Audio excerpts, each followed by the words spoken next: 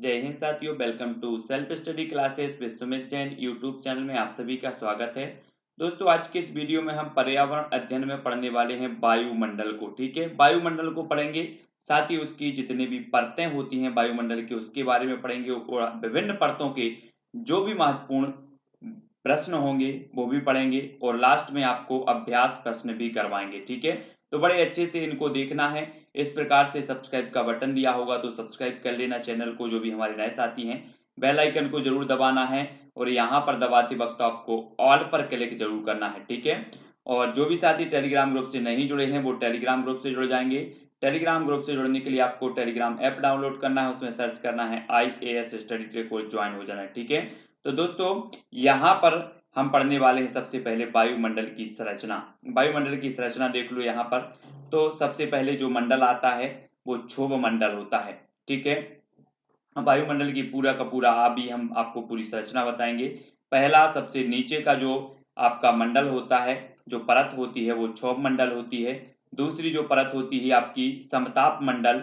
ठीक है, तीसरी मध्य मंडल, चौथी आयन मंडल और बहिर्मंडल। ठीक है, तब आपसे एक क्वेश्चन यहाँ से पूछा जाता है दोस्तों कि वायुमंडल की कितनी परतें हैं, तब आपका उत्तर होगा 5 परतें। ठीक है, क्षोभ मंडल को क्या कहा जाता है? ट्रोपोस्फियर। समताप मंडल को क्या कहा जाता है? स्ट्रेटोस्फियर। मध्य मंडल को क्या कहा जाता है? मेसोस्फियर। आयन मंडल को क्या कहा जाता है? आयनोस्फियर।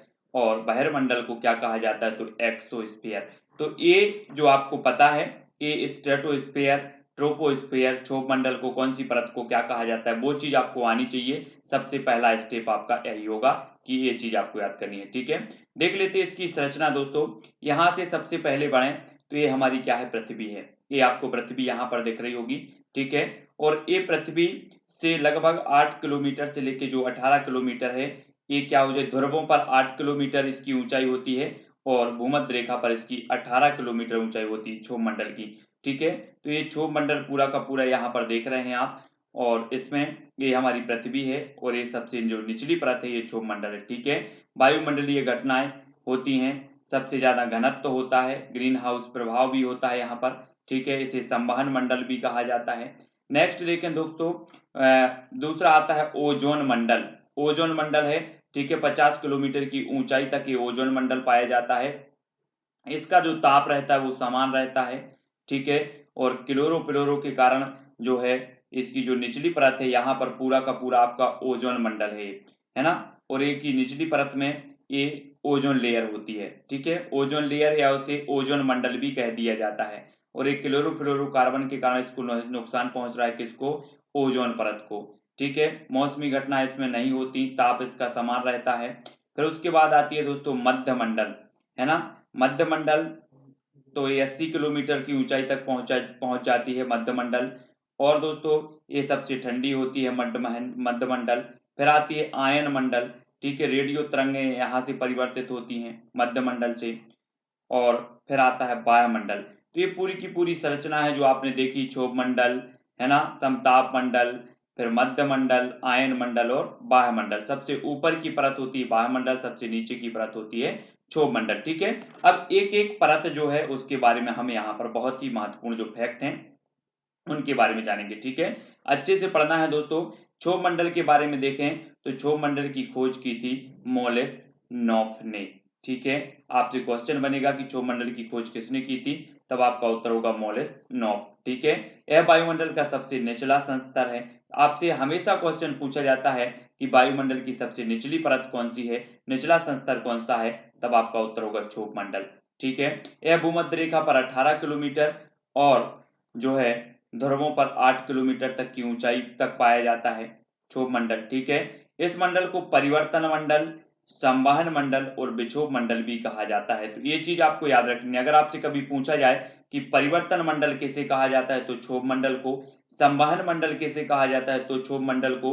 विक्षोभ मंडल किसे कहा जाता है, तो क्षोभ मंडल को। ठीक है, इस मंडल को अधोमंडल, अधोमंडल सजीवों को जन्म देने वाला भी कहा जाता है। ठीक है, और गर्मी में क्षोभ मंडल की मोटाई बढ़ जाती है। अगर आपसे पूछा जाए कि गर्मी में किस मंडल की, वायुमंडल की किस परत की मोटाई बढ़ जाती है, तो वो बढ़ जाती है क्षोभ मंडल की। ठीक है, जलवायु परिवर्तन भी क्षोभ मंडल में होता है। बादल का बनना क्षोभ मंडल में, आंधी तूफान एवं वर्षा बिजली की चमक इसी क्षोभ मंडल में पाई जाती है। ठीक है, इस मंडल को मौसम परिवर्तन की छत भी कहा जाता है। अगर आपसे पूछा जाए कि किस मंडल को मौसम परिवर्तन की छत कहा जाता है, तब आपका जो उत्तर होगा वो क्या होगा, क्षोभ मंडल को। ठीक है, तो इतनी सारी जानकारी आपको याद रखनी है कि मोलेस्नोफ ने इसकी खोज की थी। यह वायुमंडल का निचला संस्तर है। 18 से 18 किलोमीटर इसकी भूमध्य रेखा पर, 8 किलोमीटर जो है ध्रुवों पर इसकी ऊंचाई होती है। इस मंडल को परिवर्तन मंडल, संवहन मंडल, विक्षोभ मंडल भी कहा जाता है। इस मंडल को अधोमंडल, सजीवों को जन्म देने वाला भी कहा जाता है। गर्मी में क्षोभ मंडल की मोटाई बढ़ जाती है और जलवायु परिवर्तन, बादल बनना, आंधी तूफान आदि जो मौसम संबंधी घटनाएं हैं वो क्षोभ मंडल में होती हैं। ठीक है, इस मंडल को मौसम परिवर्तन की छत भी कहा जाता है। तो ये क्षोभ मंडल के बारे में इतनी जानकारी याद रखनी है, यहाँ से एक क्वेश्चन आपका जरूर पूछा जाता है। ठीक है, नेक्स्ट देखें दोस्तों समताप मंडल के बारे में। तो इस मंडल की खोज टीजरेंस डी बोर्ट ने की थी 1902 में। ये चीज याद रखनी है। ठीक है, इस मंडल में तापमान का वितरण समान रहता है, इसलिए इसे समताप मंडल कहा जाता है। ठीक है, और समताप सीमा पर औसत तापमान 0 सेंटीग्रेड रहता है। समताप सीमा पर वायुयान इसी मंडल में उड़ान भरते हैं। ये क्वेश्चन हमेशा आता है। इस मंडल में विशेष प्रकार के मेघों का निर्माण होता है जिन्हें मूलाभ मेघ कहा जाता है। इस मंडल में ओजोन परत पाई जाती है जिससे इसे ओजोन मंडल भी कहा जाता है। तब यहाँ से आपके कई क्वेश्चन बनेंगे दोस्तों कि समताप मंडल की खोज किसने की, तो टीजरेंस डी बोर्ट ने की। इस मंडल में तापमान का वितरण, किस मंडल में तापमान का वितरण समान रहता है, तो समताप मंडल में रहता है ना। तो ये चीज याद रखनी है। और वायुयान अपनी उड़ान कहाँ भरते हैं, कौन से मंडल में, तो समताप मंडल में। इस मंडल में विशेष प्रकार के मेघों का निर्माण होता है, उन्हें क्या कहा जाता है, तो मूलाभ मेघ कहा जाता है। ठीक है, और ओजोन परत किस मंडल में पाई जाती है, तो वो समताप मंडल में पाई जाती है। ठीक है, इतने सारे क्वेश्चन आपको याद रख लेना है। ओजोन परत सूर्य से आने वाली पराबैंगनी किरणों को अवशोषित कर लेती है, जिसके कारण इसे पृथ्वी का सुरक्षा कवच भी कहा जाता है। तो ये क्वेश्चन तो कई बार पूछा गया है कि पृथ्वी का सुरक्षा कवच किसे कहा जाता है, तो ओजोन परत को कहा जाता है। ठीक है, सूर्य से आने वाली पराबैंगनी किरणों को कौन अवशोषित कर लेता है, तो ओजोन परत कर लेता है। ठीक है, ओजोन परत को नष्ट करने वाली जो गैस है वो कौन सी गैस है, CFC गैस है, जो एयर कंडीशनर, रेफ्रिजरेटर आदि से निकलती है। ठीक है, ओजोन परत में क्षरण CFC गैस में उपस्थित क्लोरीन गैस के कारण होती है। ये मोस्ट इंपॉर्टेंट है दोस्तों। अभी तक हमने पढ़ा कि CFC के कारण ओजोन का क्या होता है, क्षरण होता है, लेकिन ये भी आपको जानना है कि ये जो है CFC गैस में उपस्थित क्लोरीन के कारण जो है ओजोन परत में क्षरण होता है, ये सभी को जानना है। ठीक है, ओजोन दिवस प्रतिवर्ष कब मनाया जाता है, तो 16 सितंबर को मनाया जाता है, ये चीज याद रखनी है। ओजोन परत नापने वाली इकाई डॉप्सन इकाई है। ओजोन मंडल धरातल से 32 से 50 किलोमीटर के मध्य है। और कार्बन फुटप्रिंट किसी उत्पाद द्वारा उत्सर्जित हरित गृह गैसों की माप है। ये क्वेश्चन पूछा गया है कि जो है हरित गैसों की माप है तो कौन सी है, कार्बन फुटप्रिंट। किसी उत्पाद द्वारा उत्सर्जित हरित गैसों की माप क्या है, तो कार्बन फुटप्रिंट। ठीक है, ओजोन परत का अधिकतम जो ह्रास है वो दक्षिणी ध्रुव पर हुआ है। ओजोन परत की जो नापने वाली इकाई है वो कौन सी इकाई है, डॉप्सन इकाई। ये कई बार पूछा गया। 16 सितंबर को ओजोन दिवस मनाया जाता है। तो इतनी सारी जानकारी ओजोन के बारे में आपको रखनी है जो आपसे पूछे जाते हैं। मध्य मंडल की बात करें दोस्तों तो यह मंडल 50 किलोमीटर से 80 किलोमीटर की ऊंचाई पर पाया जाता है। मध्य मंडल एक तीसरी परत पाई जाती है वायुमंडल की। ठीक है, मध्य मंडल में ऊंचाई के साथ तापमान में कमी आती है। ऊंचाई के साथ जैसे जैसे ऊंचाई बढ़ती जाती है वैसे वैसे तापमान में कमी आती है। इसमें इसलिए यहाँ तापमान गिरकर -100 अंश सेंटीग्रेड तक पहुंच जाता है।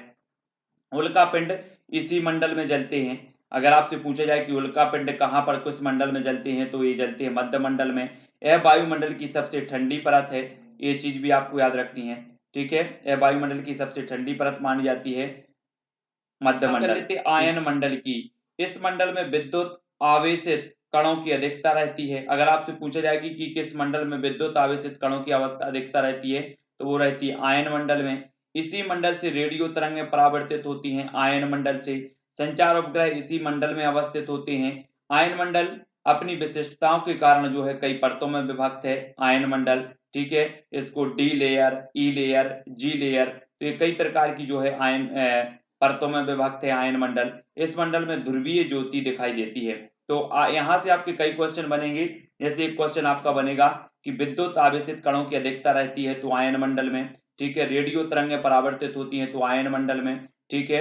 संचार उपग्रह इसी मंडल में अवस्थित होते हैं। संचार उपग्रह किस मंडल में अवस्थित होते हैं तो आयन मंडल में। आयन मंडल अपनी विशिष्टताओं के कारण कई परतों में विभक्त है, ठीक है। और इस मंडल में ध्रुवीय ज्योति भी दिखाई देती है। अगर आपसे पूछा जाए कि किस मंडल में ध्रुवीय ज्योति दिखाई देती है, तब आपका उत्तर होगा आयन मंडल में, ठीक है।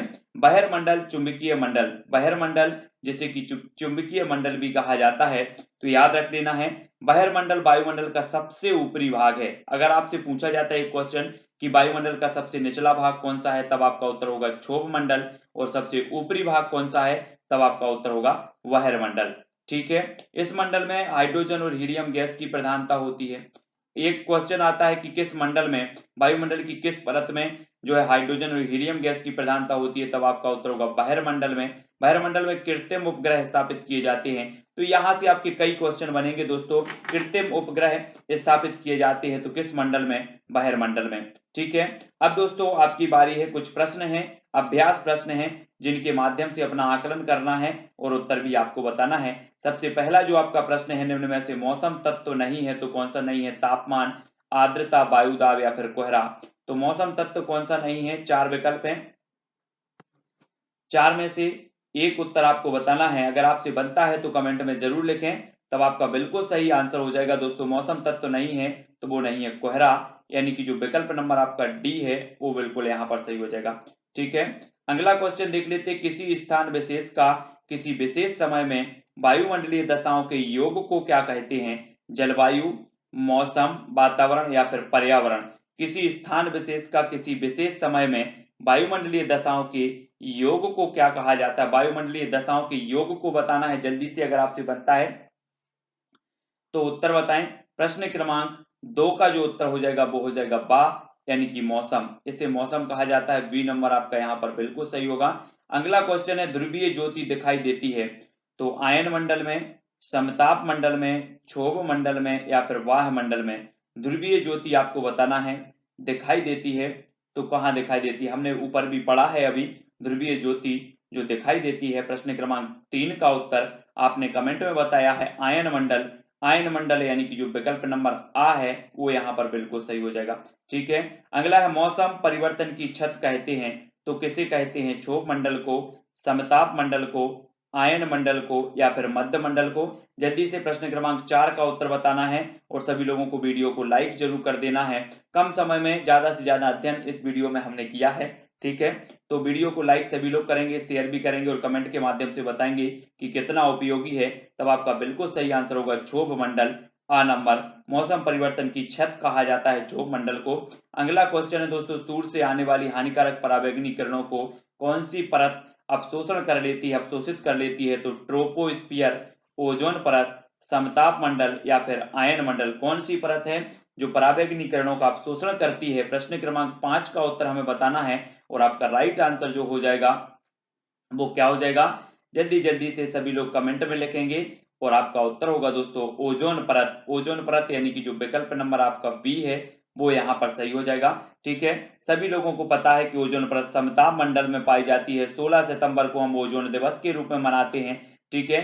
नेक्स्ट है, वायुमंडल में सर्वाधिक गैस कौन सी पाई जाती है, nitrogen, carbon dioxide, oxygen, neon, nitrogen oxygen या फिर नाइट्रोजन ऑर्गन। तो वायुमंडल में सर्वाधिक जो गैस है वो कौन सी पाई जाती है, प्रश्न क्रमांक 4 का उत्तर हमें बताना है। तो जल्दी से कमेंट में लिखें प्रश्न क्रमांक 6 का आंसर। तब आपने बताया है कि नाइट्रोजन और ऑक्सीजन, यानी कि जो सा नंबर है वो बिल्कुल सही हो जाएगा।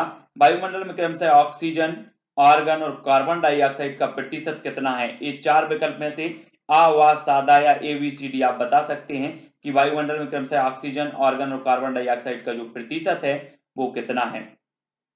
तब आपने बताया है कि जो वायुमंडल में ऑक्सीजन है वो 20.95 और जो आर्गन है वो 0.93 और 0.03 ये कार्बन डाइऑक्साइड का है, यानी कि जो विकल्प नंबर आपका डी है वो बिल्कुल यहाँ पर सही हो जाएगा, प्रश्न क्रमांक 7 का, ठीक है। वायुमंडल 99% भाग में कितनी गैसें हैं, 9, 5, 2 या फिर 3, तब आपको बताना है।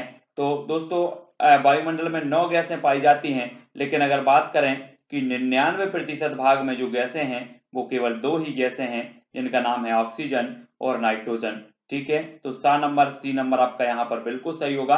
अगला क्वेश्चन देखें, वायुमंडल गैस की एक पतली परत है जो गुरुत्वाकर्षण के कारण पृथ्वी के साथ जुड़ी हुई है, कथन किसका है?